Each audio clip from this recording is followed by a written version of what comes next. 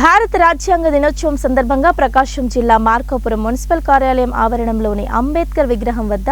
Municipal అధికారులు ప్రతిజ్ఞ చేశారు. ఈ కార్యక్రమంలో రాజకీయ పార్టీ నాయకులు, municipal commissioner Narayanarao, chairman Shri Chillamcherla Krishna, జిల్లా టీడీపీ ప్రధాన కార్యదర్శి, టీడీపీ రాష్ట్ర Muslim minority cell secretary Patani Ibrahim, TDP town president Sheikh Moula Ali,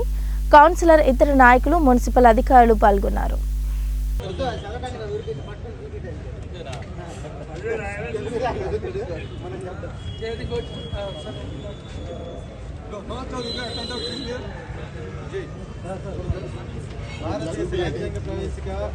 భారతదేశ ప్రజలమైన మేము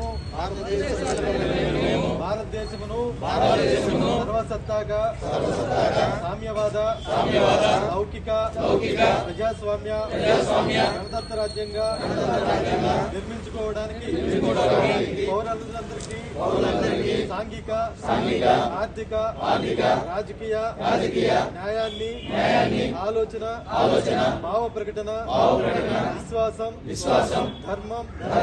ఆధారాలతో స్వాతంత్ర్యాన్ని అంతస్తుల్లోనూ అవకాశాలు